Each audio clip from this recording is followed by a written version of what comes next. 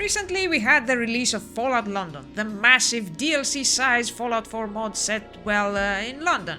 It has colorful characters. If you try to run, you cunt. Whoa, okay. You fucking And funny cunt. Wow, 1,000 again. tick.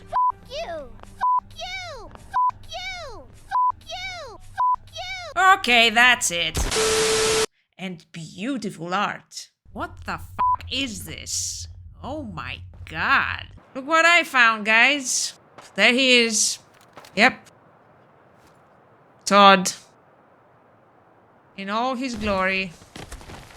But when I heard about it, the first question that came into my mind was, how much London is in Fallout London? Well, turns out quite a lot, and in this video we're going to learn exactly how much. Also, there are going to be some minor spoilers ahead. You have been warned. So, let's start with the locations. As you can see, the map is enormous and it goes beyond just the main area. There are also 4 large independent cells you can visit: Westminster, Hackney, Islington and Camden, each containing many unique locations. Westminster even has its own working subway system. Yep, there it is, the gap that everybody's telling you to mind. That's it, right there. Additionally, there are several smaller independent cells, such as the Imperial War Museum or the Bank of England, each with its own little explorable areas. As you would expect from a Fallout game set in London, you will find in it several iconic locations, including the Tower of London, St. Paul's Cathedral, Buckingham Palace, and the Palace of Westminster. In fact, it has all the locations you would visit as a tourist in London. The game even provides an NPC who offers a brief tour of Westminster. Most of these locations are quite detailed and mirror their real-world counterparts both inside and out, but that doesn't always apply. For example, the interior of the Natural History Museum closely resembles its real-world counterpart, while the interior of the Imperial War Museum clearly doesn't. And there are also several cases where the in-game buildings have little resemblance with their real-world counterparts, like the City Hall or even the Shard, which is the location where you begin the game. The mod also includes historical details related to how certain locations function in-game. For example, one of the mod's settlements is on London Bridge, which might not seem like an ideal place for a player's settlement to be. But here's the thing, the real-world London Bridge had dozens of houses and shops on it from the 12th century until 1761 when they were demolished. So, surprisingly, having a player settlement there isn't as crazy as it looks. Another example is the in-game Tower Bridge, which, just like the real-world Tower Bridge, includes a functional walkway that allows pedestrians to cross while the main bridge is raised. There are also some very nice details scattered around the map that you can easily miss if you're not looking for them. For example, just north of the Tower of London, you'll find the unusual-looking ruins of a wall. The remains of the same wall are also located between Guildhall and the Barbican. These are parts of the ancient wall of the Roman city of Londinium that once encircled what is now the City of London, and are still visible to this day. There are also some charming, less-known historical sites like Winchester Palace or the Six Dials, which is a reference to the historic junction of 7 dials near Camden. The map is also dotted with other famous unmarked monuments, such as the Albert Memorial in Hyde Park and Cleopatra's Needle near Eastminster. And the detailed in-game representation of buildings aren't limited to tourist attractions. Structures like the American Embassy or the Camden Hippodrome are very similar to their real-world counterparts. The mod also has several nods to Second World War locations. For example, near Wimbledon, you can find the Chain Home Radar Array, which refers to the Chain Home Early Warning Radar System, which was the first operational radar system in the world. Also, some of the Pintar stations, which serve as Fallout London's equivalents to the vanilla Fallout's vaults, are positioned near actual sites of London's deep-level shelters, like the Clapham Common Pindar, which is located at the site of a real-world shelter. There are also small references to famous fictional buildings from TV shows such as the Nelson Mandela House from Only Fools and Horses and the Apollo House from The Peep Show. Overall, when it comes to the mod's locations, I think they did an amazing job. Even if the Fallout London mod didn't have anything else going on for it, it would be worth downloading and playing just to explore them. But there's a lot more to this mod. In addition to its cool locations, Fallout London also has a huge main story and 3 main factions that the players can join. These are the Fifth Column, Camelot, and Angel. So let's start with the Fifth Column. When it comes to real-world connections, it's slightly better than the other two, but not that much. Ideologically, it serves a similar role to that of the Brotherhood of Steel in Fallout 4, but without the advanced technology or military gear. This faction is clearly inspired by Oswald Mosley's British Union of Fascists, which was the leading fascist organization in Britain before the Second World War.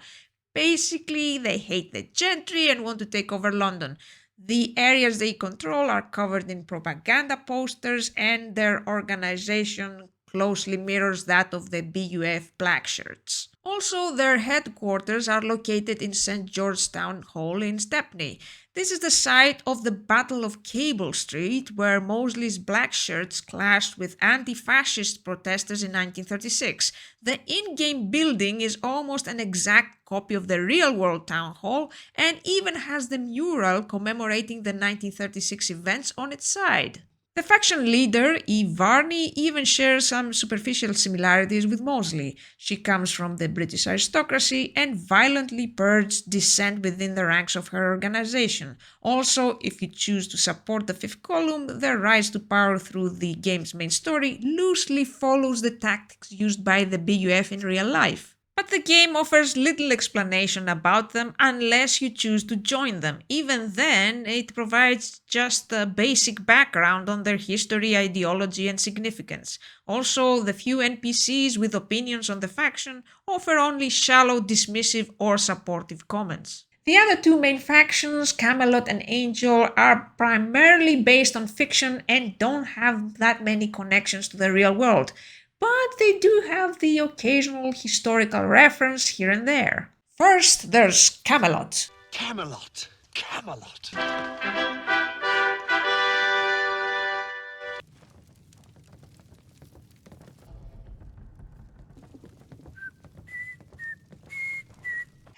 Yeah, it's a silly place. I mean, it's based on the Knights of the Round Table, more specifically on the version of the legend in Alfred Lord Tennyson's Idylls of the King. One of the game's quests even references Tennyson's poems directly. Camelot's goal is to overthrow the ruling gentry and establish a republic based on equality and justice. Essentially, it's Fallout London's version of Fallout 4's Minutemen. The faction members are named after the Knights of the Round Table, wear medieval armor, use medieval weapons, and incorporate Arthurian symbols, stories, and tropes into their quests and storyline. For example, the Knight of the Card quest references the famous tale of Lancelot, and one of their side quests even rewards you with the sword Excalibur. However, this is where the connection to the myth ends. There's little explanation about how this faction came to be or how it relates to London's pre-war and post-war history. Also, for some reason, they are based in the ruins of the Royal Ballet School in Richmond Park. I have no idea how this location is connected to Arthur, the Round Table, or anything else related to Camelot. If anyone knows the connection, feel free to share. Finally, there's Angel. Although it's not directly connected to any historical figure or institution, it is the faction that has the most methodical and realistic approach to Fallout London's story. Also, stylistically, they are clearly inspired by the Avengers.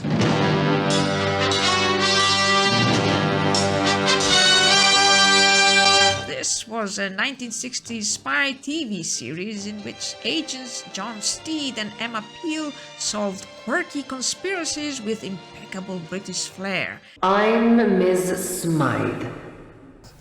Actually, it's Bertram Fortescue Winthrop Smythe, to be absolutely accurate. The agency they work for was never actually named, but it was implied to be connected with the Secret Intelligence Service, and their adventures frequently involved lots of weird sci-fi and fantasy elements.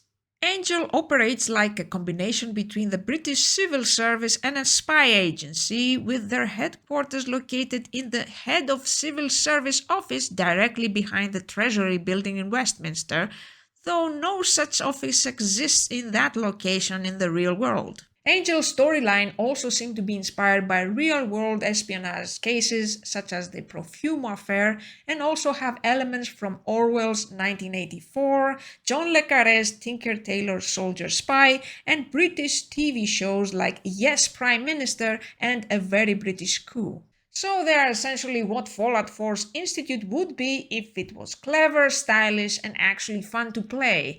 But although Angel is the most well-designed and developed faction in the game, you still get very little about their internal structure and politics and the way they are viewed by others. There are also the minor factions that are even less developed than the major ones. The Vagabonds are a gang clearly based on the Peaky Blinders gang from the famous TV show with the same name. They are based in the Swan and Mitre pub, which is a real-world pub in Bromley. The Tommies are a retrofuturistic version of the British Army from World War I, fighting for Queen and country, and are based in the Imperial War Museum. The Roundels are inspired by the mod subculture of the 60s and are obsessed with fashion and scooter bikes. The Pistols are based on the punk rock culture of the 1970s and 80s and can be found in the Cyberfox Club, which is a clear nod to Camden's famous Cyberdog. As for other groups like the Beefeaters, the Jack Tars, the Cavaliers, the Roundheads, they are little more than cosplaying versions of Fallout 4's Raiders. For me, the main story and factions are probably the weakest part of this mod, and a missed opportunity to make the stakes in Fallout London feel far more meaningful. To be fair, it's possible that I've missed a lot of terminals or NPCs that provide detailed information about their setup and background. But this is still a problem. I mean, look how Fallout New Vegas gradually introduced its factions as you went through the game. By the time you got to choose who to side with, you knew quite a lot about them without having NPCs or terminals exposition dump the information on you in one go. But thankfully that's not all that's on offer here. In addition to the main quest, you also have a ton of side quests that relate to London's history and pop culture. Most of them are just fetch quests, but still they give you the opportunity to explore the map and contain a ton of real-world references in them. From getting the beer mats from the numerous historical pubs scattered on the map, to taking photos of the work of the street artist Pipsy, which is a clear reference to the real-world artist Banksy, to getting the lost works of Shakespeare for the Globe Theatre. You can also track down the location of the Doctor Who TARDIS, uncover the story behind the cute Cthulhu dolls, assist in the production of Macbeth. You even get to find out what happened to the gold from the Italian Job movie.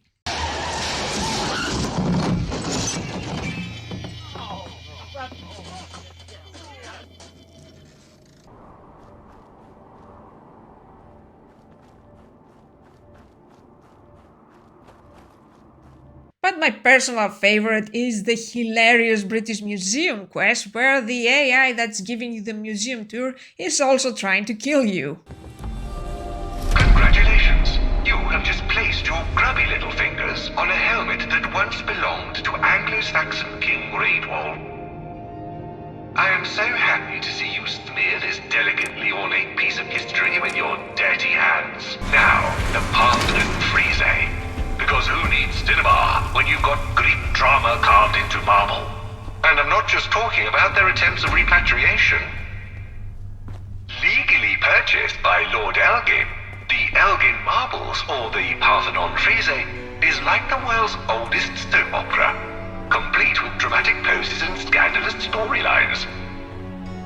I can just imagine the ancient Athenians sitting around, gossiping about their favorite marble characters over a cup of wine. Shame the current day Greeks can't do the same. Shame. Another favorite is the stranded German U-boat, which has a nuclear bomb that has been programmed with the personality of the philosopher Immanuel Kant for some reason. And it even offers you the option to talk philosophy with it, to the dismay of the U-boat's officers. Wait, I can actually do this? Oh my god! Goddamn Himmel. Also, the little East German hammer and compass symbol on the officer's hat is a nice touch. And there are also the stranded French soldiers at Millwall's football stadium. Well, I won't spoil the quest, but thankfully you don't get to argue postmodern philosophy with them. You can also find the philosopher Jeremy Bentham, or rather his head, mounted on a Securitron robot outside the University College London building, and even talk to him for a bit. Lastly, perhaps the aspect of this mod that's as impressive as its locations is the incredible number of custom assets that have been created for it. You'll find classic British weapons like the Bren machine gun, the Stern Mk2, and the Lee Enfield. There are also things like medieval swords, muskets, cricket bats, halberds, and even the Holy Hand Grenade from Monty Python and the Holy Grail.